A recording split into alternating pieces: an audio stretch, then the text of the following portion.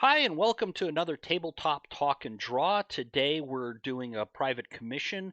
It's going to be a complex one, so this one's going to go on for a while because this took me a couple of days, several days to do, because we have five adventurers. They're fighting an ice drake, and yeah, that's complex. And whenever you have a lot of complexity, it takes longer. So first of all, I started off with a thumbnail. This is just scribbles on paper, just sort of get the placement of the characters down. I ended up moving the characters around a little bit, and yeah, but that's just my starting point. And the I did each figure separately and then combined them digitally, because I wanted a little bit of texture to them, and I just feel stronger about my pencil skills.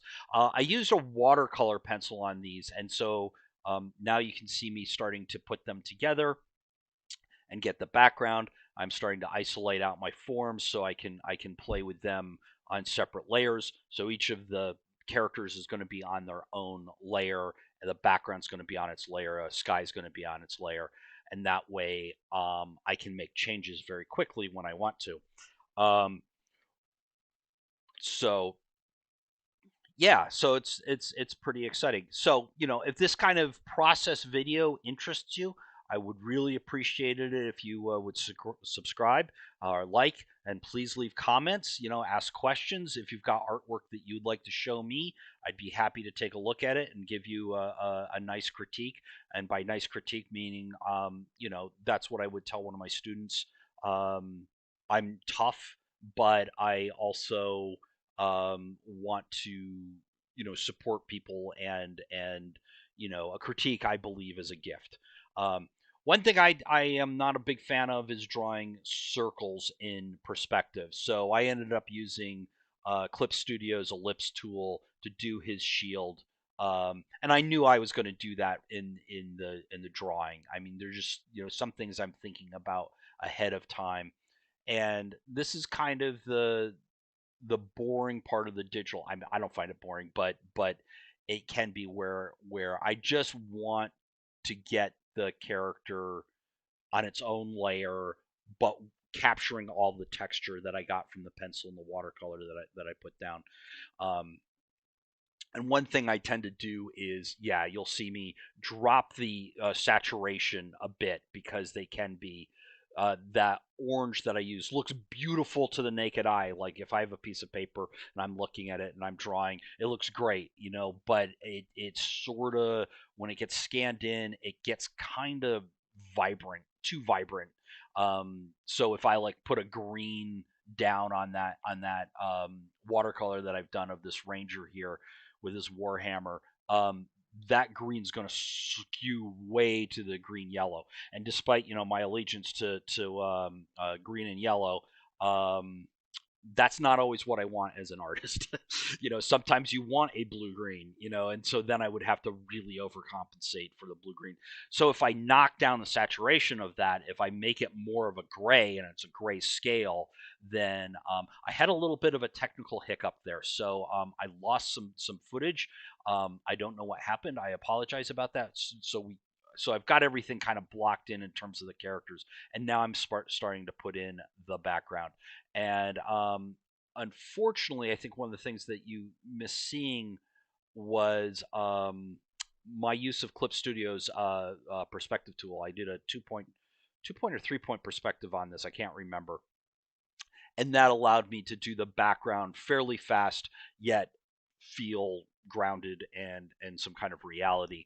And I might come back to it because I do end up putting a lot of brick texture in there, and I sort of use the guidelines to do that. Um, the background was fun. I'm working with sort of cools and warms. Cools for sort of the snowy areas, and yeah, there I'm getting in a little bit of texture, and I'm spending way too much time in this corner over here. I mean, it's not important to the illustration, but I was having fun, and sometimes that happens. You get sort of wrapped up in doing stuff. So yeah, you can see some guidelines are down. Uh, I'm putting those down real quickly for the the bricks and stuff like that. Now I will eventually get will hide that layer. So I made it real light. So then I go in and hand draw it, so we have a more organic feel for the it's not a mechanical stone structure. There, I'm trying to make it look weathered and old and been around for a while, but you get the general gist of it. And I get rid of that guy's foot because the lip of the stair would be hiding it, and eventually there'll be snow on there. And he'll be kicking up some snow as he dramatically poses with his staff. Um, so I got reference from the patron who commissioned me to do this, and so these are not my own creations exactly. I had a bunch of room and liberty to work on these characters, each one, but I kind of stuck to what the reference that they showed me. Some of them were miniatures. Some of them were like concept art from maybe World of Warcraft or something like that. I'm not quite sure. That wizard was, but yeah, I just kind of worked off of what they gave me. Certainly changing their poses dramatically from the reference that I had, because a lot of the reference was very static. And this is an action scene, so people are moving. And one of the major decisions I made was one of the pieces of the reference that they sent me for the keep was they actually had the dragon in the background and all the characters in the foreground. And I decided I couldn't do that because this is the first time we're seeing these characters. These are not well-known characters, so I have to show their faces. So I decided to switch the camera, or actually switch the ice drake into the foreground and have our heroes facing the ice drake. Therefore, we're behind the ice drake and we're the observer, and we can see their faces and we get a sense of their personalities. And I think that's one of the weights, one of the things that you have to accomplish when you're doing private commissions for an about character, is almost more important than the story that you're telling um, in the scene. I mean, I think they both have a lot of weight. I mean, to be a good illustrator, you got to tell a good story, and I think an ice drake threatening poor squishy people is a pretty good story. Oh, excuse me. So um, yeah, at the moment, art wise, I'm just kind of going in there and putting a lot of textures. These are brushes that have little, create little particles and stuff like that. So yeah, we're excited about that, and I'll use that a lot. I went with a very overcast sky. Most of the time, the sky is going to be the brightest thing in a outdoor scene. The exception is when there's snow on the ground and it's very overcast and there's a lot of humidity and snow in those clouds. So this is kind of the exception to the rule, and I very purposely made the sky darker and made the snow lighter, and and then the characters themselves are going to be pretty bright, as you'll see. One of the things that I wanted to do was to hint at the fact that the ice dragon, or drake, had breathed his or her ice power, and didn't hit any of them, but sort of separated them apart. And yeah, so this is me starting to work on the remains of that ice sort of thing, and in places I wanted it to be transparent, like you can see through it.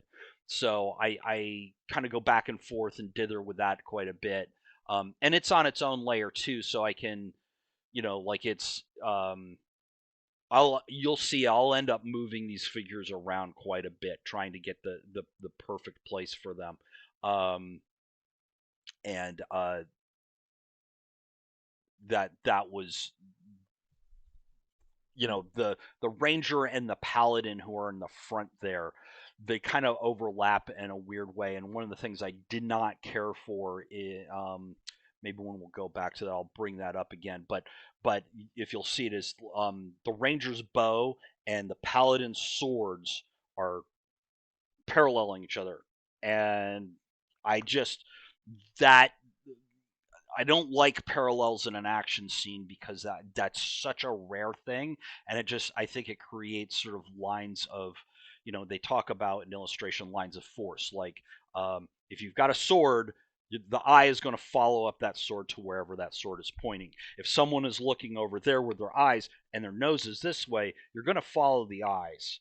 The eyes have a line of force to them, unlike it's and an arms outstretched can have a line of force, right? So one of the things I want to think about is how those lines of forces move the eye around the whole picture, and there's kind of a circular thing as you move through all the characters and the ice drake and stuff like that. That's sort of the concept behind the composition.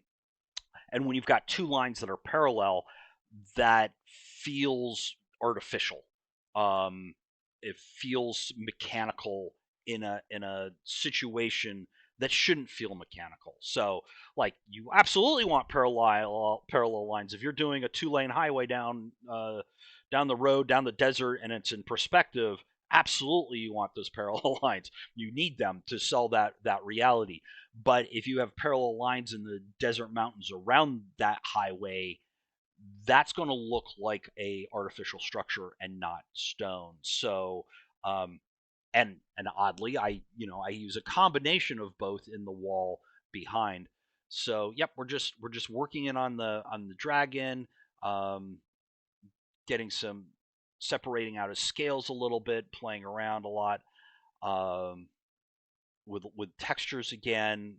Uh, I wanted, he has to read as fairly light, but at the same time, if you just did him as a pure white, it wouldn't read right. It wouldn't read correctly, and so it's a lot of back and forth of, um, and same with snow. It's like, right now there's snow outside my window. I can actually see it while I'm talking. We had a snowstorm yesterday. Not We got about 4 inches. Um, and it's pretty white out there. But I know if the sun comes out, or there's this gets dark, get these really incredible purples and blues and even light greens, depending on what's near the snow and how the shadow is cast. And you'll get some yellows where the sun is hitting and stuff like that. So it's snow is not an easy thing to do, and but it's also a lot of fun.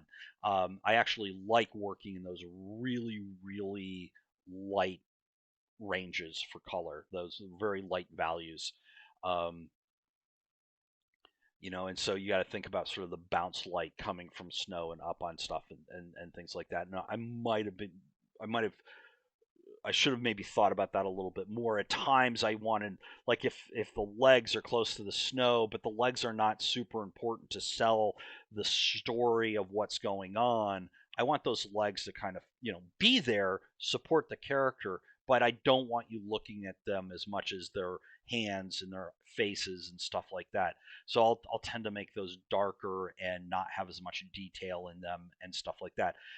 I could have thought about going the other way and having it like snow fog coming off the ground, and lighten that up and blur out those details a little bit, and have it sort of be more ethereal. I didn't think about that until I'm talking about it right now. That could have been a fun way to go, but I didn't go that way.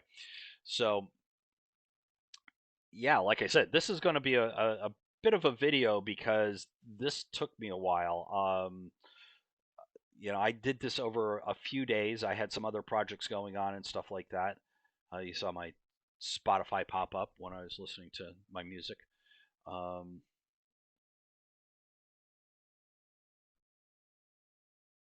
yep. So now we start to get some textures in on our characters, on the main character here. I'm using sort of and this is sort of a soft, uh, almost like a chalk brush. Oh yeah, like a Conte pencil brush. Um, and it leaves a lot of artifacts behind. It leaves a lot of scumbling, and I like that, especially for something that's weather beaten like this old shield and stuff like that. Yeah, I wasn't really happy where the circle was, so I moved that. Um, and I had reference this paladin has a definite sort of sun motif, serves the god of the sun or something like that. So that's something that's also on his surcoat, but I end up drawing it on the shield too.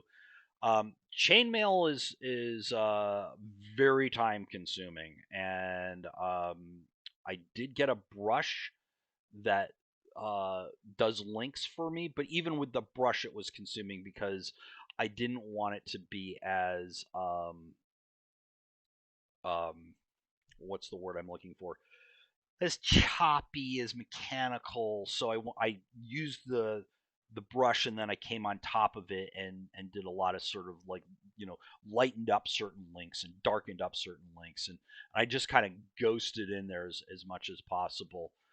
At the moment, I'm just kind of throwing color down. A lot of this is done with an extra layer set to multiply, and I just have the selection of that figure.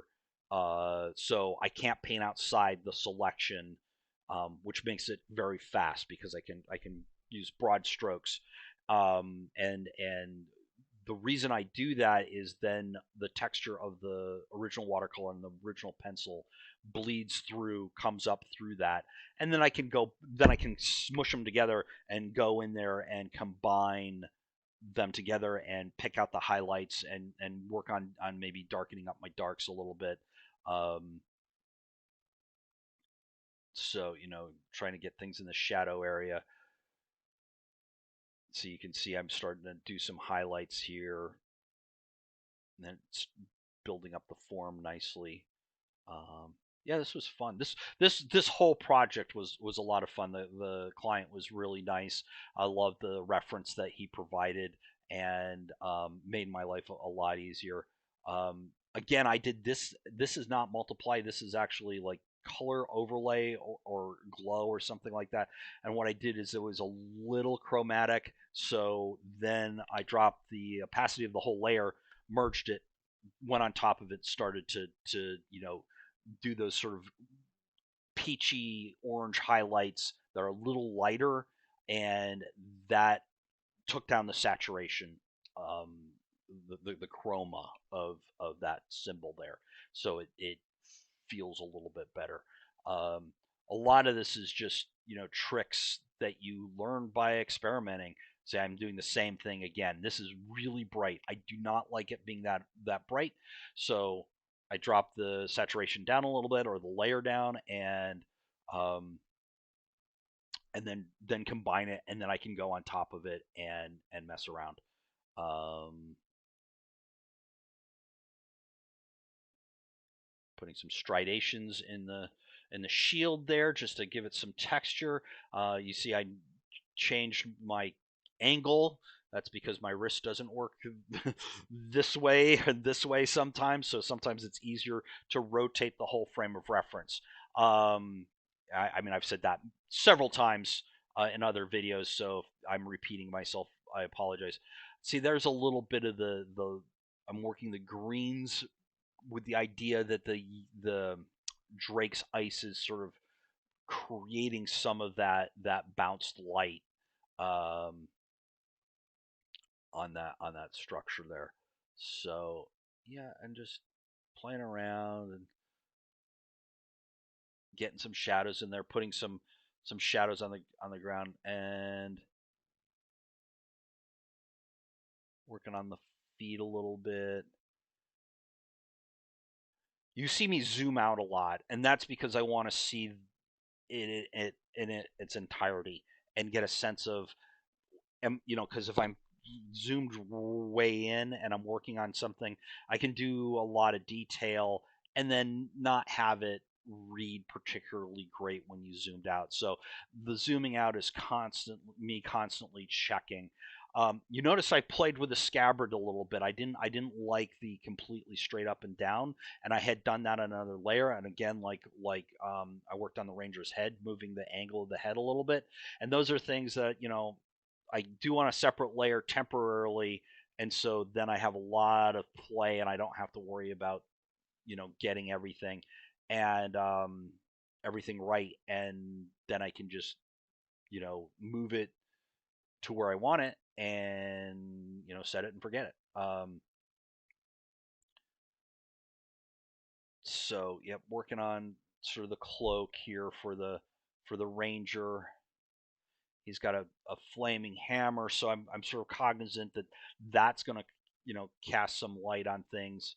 The scale armor, and so he's on a layer beneath that paladin. So like when I start to get into the ranger's legs and stuff like that, I don't have to worry about drawing over the paladin. I just paint away, and all I have selected is that ranger's figure.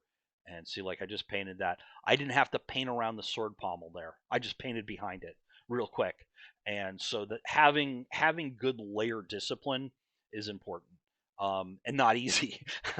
I mean, we all have been drawn. All us artists do digital have drawn on the wrong layer, and to find out like 20 minutes later, it's like, oh my god, I'm so annoyed because it throws off your workflow and stuff. Yeah, it's not fun.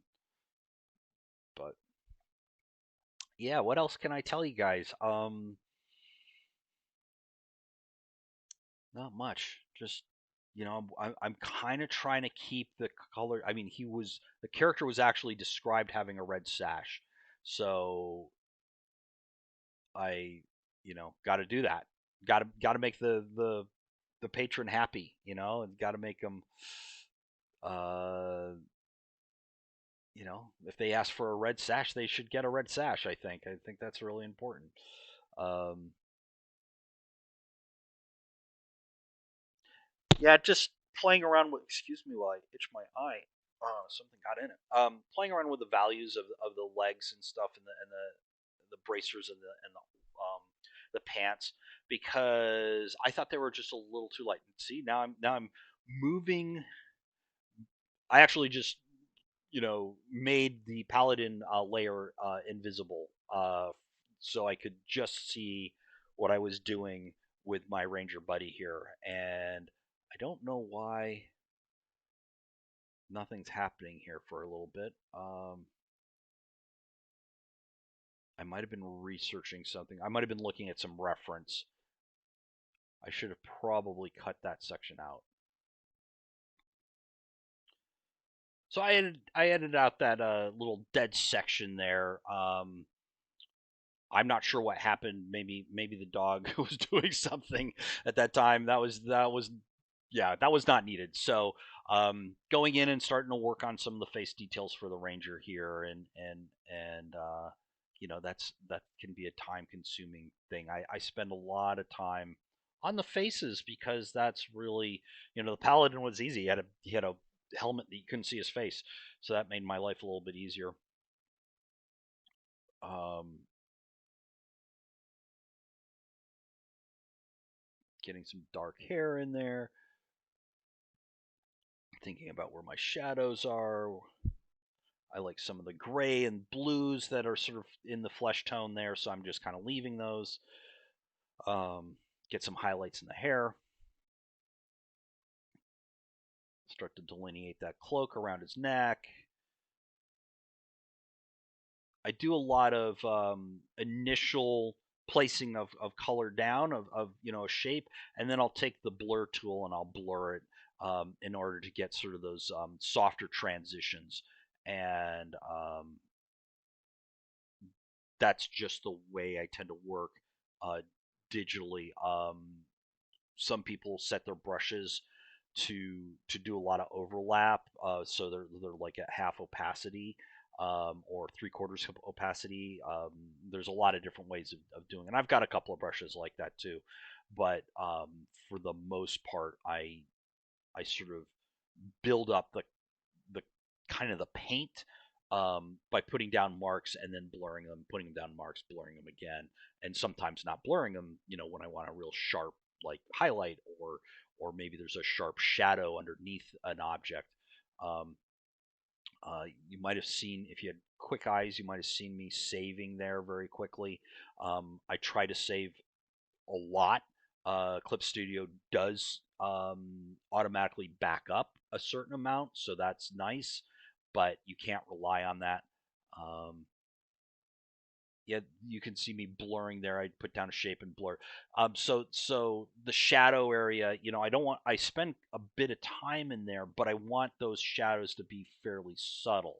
I want the value of those to have to be in the right range, like to be dark and stuff like that. But I don't want to call your attention to it. It's what's behind the character. So it's just it's a a way to show motion and frame, and the patron wanted a cloak, so they get a cloak. I'm starting to do the fire hammer here. I I sort of erred on the side of almost realistic. I mean, that's a pretty big head to put on a warhammer, on a sledge. Like actual warhammers were, sometimes. Let's see if I can get my hands on them. Were like that big. They weren't super big because you had two hands with all the pole hammer, all this leverage to bring down on someone's head. You didn't want all that weight like you see, Final Fantasy or Warhammer or World of Warcraft, which are very cartoony and over the top. And so I kind of split the difference between World of Warcraft and something that's realistic. Um, this is not realistic. I'm not even trying to pretend that it is. But I didn't want it to have the overpowering, overwhelming cartooniness of some of those other things. I like those things. Don't get me wrong. This is not. I'm not slamming them at all. It's just this is a style choice for this particular commission, and from what I kind of gleaned from the references that they sent me was I wanted to kind of skirt the balancing act between cartoony and heroic, and yet still somewhat in the realm of possibility. I mean, it's a magic hammer. It's flaming, so maybe it's super light, and that head, it doesn't weigh so much that you could barely pick it up and swing it. Um, I goofed. That stuff was on a different layer. I had painted it on a different layer. So what I did was I copied it, deleted the old stuff, and then merged it by pasting it back into the layer. So I was talking about layer discipline, and there is a example of me not having it. Um, so yeah, I don't know why my nose is itchy. Excuse me, guys. Yeah, you really, that's what you tuned in for, is me wiggling my nose. Um, yep, doing arrows, fletching and stuff like that. I kind of try to just keep it a little bit abstract. Just pick out a couple of shafts to do, the notches and stuff like that. I don't want to call it a ton of attention to that. Um, and same with the dagger. It's just there, because realistically, that the character would have a dagger, and um, yeah, I didn't, I don't, I spend some time on it, but I don't want it to be what you read. Now, one of the requests for the ranger is that he does have studded bracers and studded pants, and so for the pants, because I didn't want to stud the whole thing. I did studded pads because I just didn't feel like it would work below the knee. It would feel kind of odd and weird, because it is still like a leather pant. So you protect the areas that are most likely going to be hit, which you're more likely to be hit in the thigh if you're in a melee attack than you are in your shin. Um, so I work in some cools into the cloak here because we've got a warm light above them doing its thing, and I worked a little bit of a light, orange highlight on his kneecap there, also coming from the flame of the thing, and I just keep playing with darkening up stuff. My nose is still really itchy. I'm sure you guys are thrilled to hear about that. So yeah, this video is about 45 minutes. Um, these characters in the back, I think, went a little bit faster than the characters in the front because they could be a little bit less detail oriented because you're not going to be able to read a lot of detail uh, on them because they're further in the back. So a little less detail, not a lot, but this is a nice way of seeing me put in the skin tones and kind of clean up those textures in areas I don't want the texture. There's times where I don't mind it, but like if it's in a bright spot or a bright area, I don't really want that texture there. So a lot of times I tend to be a little more opaque with my lights and a little less opaque with my darks. Because I don't mind I like the texture in the dark areas. Like his hair. Like if that texture is living in his hair a little bit, that's okay. That doesn't bother me. Maybe it bothers you, and if it does, leave a comment. Let me know. Say I would rather have it more clean. Oh, yeah, the TC3 nursing logo I was working on. My wife, she asked me to make some changes on it real quick, and I forgot that I was recording, so I clipped that out. Anyways, back to the bard here. I blocked in some of the colors there, and I hadn't hit record yet, so when you're working on a project over several days and you're recording it, it's easy to forget when you're recording and when you're not recording. Um, so that's what happened to me. Um,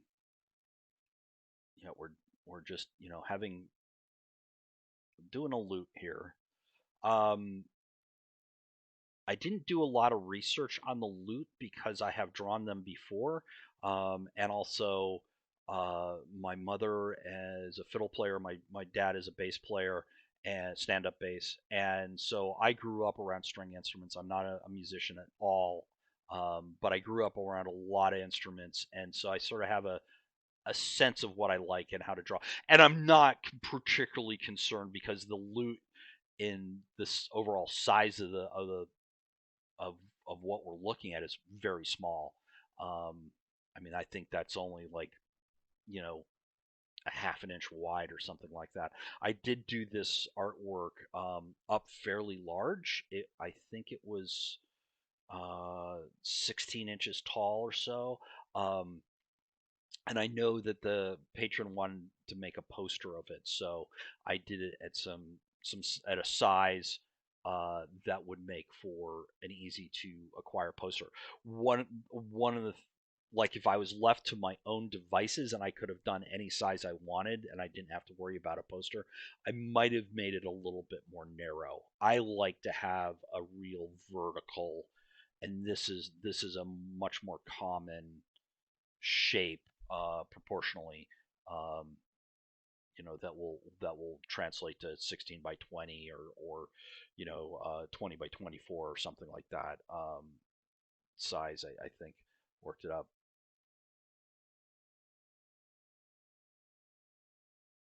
So yeah, I'm just this again. What you're seeing is being done on a multiply layer. So and then I will collapse it.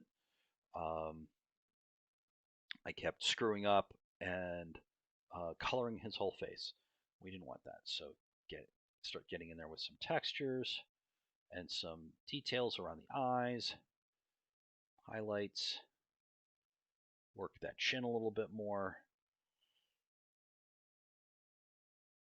This is fun. I love doing faces. Faces are I could draw faces all day.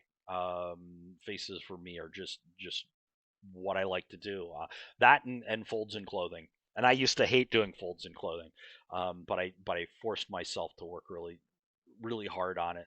Um, so I know I'm going to do some magical effects coming off of the staff, and I know it's going to be sort of this green, blue, turquoise, or something like that. So I'm already working those kind of highlights into the clothing, um, and you can even see a little bit of turquoise in the hair, which I think was a happy accident, and I ended up leaving there. Um, I zoom out, take a look, come back. Okay, I like that. Yeah.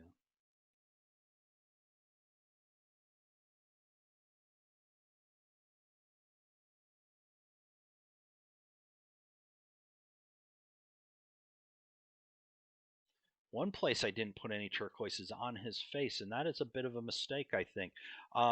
Maybe I do later, but I don't see it now. I could have done it on the on sort of the arch of the eyebrow, the ball of the nose, the bridge of the nose.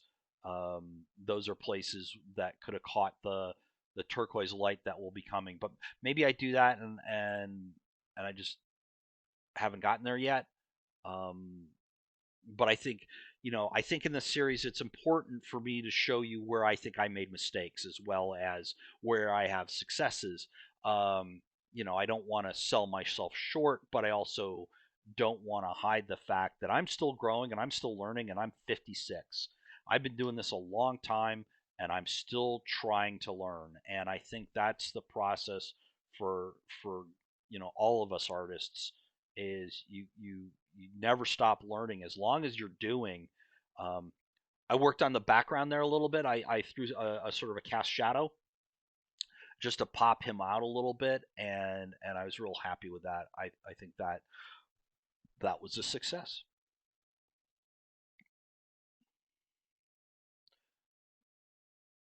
It's fun. It's fun to be blending like that turquoise on the red. Yeah, I wasn't happy with the ranger, so I moved him again. Worked on the staff a little bit. Gave the staff a little bit of a little thing at the end. Oh, there's some blue in the hand. Some That hand is fairly simple and abstract.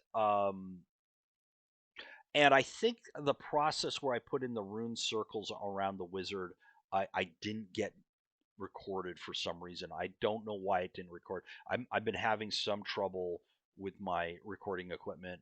Um, but they're there, and hopefully we can return to them again. And so I have no idea how to pronounce what this thing is. This is an Aracosa or something like that. I don't think I've ever heard anyone pronounce it. So if you know, please let me know. It's a bird guy with a fedora. That was requested. I don't know why a fedora, but well, it's sort of just a dark hat. So I kept him pretty dark, um, just so he'll have a nice contrast up against the ice there and the ice drake himself. And I he has a staff that was like they said it was sort of a lot of magenta and purple in it, and it's sort of you know he's a warlock. He's a so in D&D terms he's a warlock, and so you notice that the color I put down was kind of dull, and that's okay. I want to build on top of that dullness with the uh, uh, with the paint that I come along with afterwards. Um, this is where I start to kind of go outside of where I had drawn. Um, I kept the wings really abstract in the original watercolor and pencil drawing, and with the idea that I knew I was going to be moving him around, and I could finish the wingtips and stuff like that in the digital part of it. So yep, just getting a little bit of those pinks and purples and magentas in the clothing and in the bracer here. This part's always fun. There's something about working with what I call an artificial light. Magic casts an artificial light, and it's not a natural light, right? And I find that a lot of fun. It's fun working those neon colors into sort of really dark garb. That was just like mwah, chef kiss, right? I don't know. I just like it. I'm weird that way.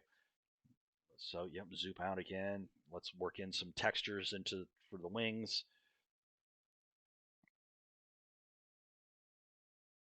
Keep coming in with that magenta. Keep darkening up areas.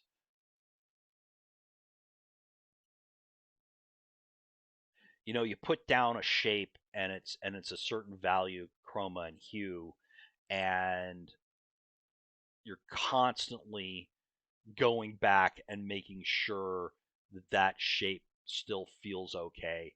and sometimes you've got to darken it up, sometimes you got to lighten it up, sometimes you got to change its um, its hue or chroma, and chroma is how bright or dull that color is, and hue is what color is it.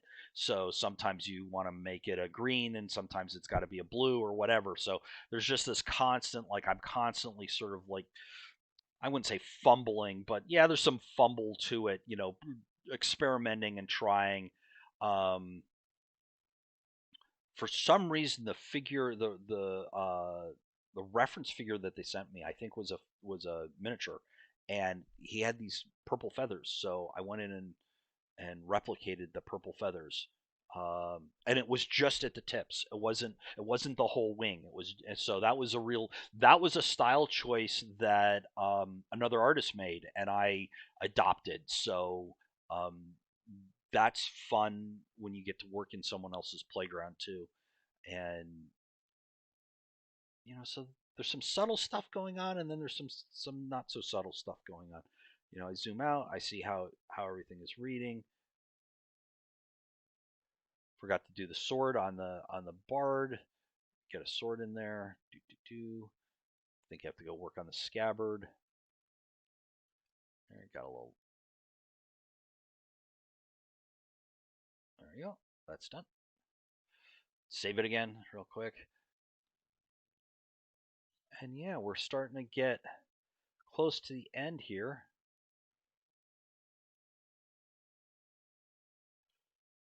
Here's how I work a magic circle. So I got a magic circle and changed it up, changed the perspective, uh, made several layers of it so I could kind of come up to it subtly, so there's like a few different layers of glow and stuff like that. I ended up playing with the sky a little bit more, and yeah, now we're just getting some of the ice back, and now I'm starting to work on the foreground. Um, this was a section that I really liked, that gray with those purples and magentas and blues. It was real simple to do, and yet I think it just has a bit of noise to it that I really liked, and it wasn't all that. Uh, it did what I want, and did it very quickly, and sometimes things just work that way. Um, yeah, so I keep darkening up the sort of statue in the foreground. One of the things I noticed is that the statue in the foreground is got kind of close to the background um, cavern there. So that's something that. So at the last minute, I sent off the drawing to the customer, and he said, "Oh, the paladin has a spear, not a sword," and I made a mistake. So I was like, "That's not a problem. I can just redraw that." And so this was me just redrawing the spear, and I think we're gonna run out of time. Oh no, there we go. Just me working on the spear and stuff like that. That spear haft at the moment is super super dark. Don't worry, that's not going to stay. That is was done on a different layer again, and then I'll combine the layers when I'm ready to. And you'll see me. Yep, there you go. Now, just by hitting it with that light brown or mid brown, I should say, saves it. Because if I left it at that black, it would have looked so ugly. And yep, and we're just going in there. I'm realizing that ranger leg back there is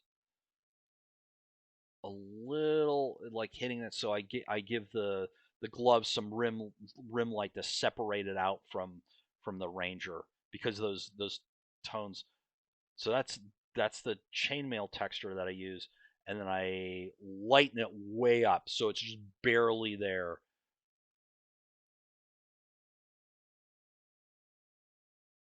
I keep messing with his cloak because I was just never quite happy with where it was sitting.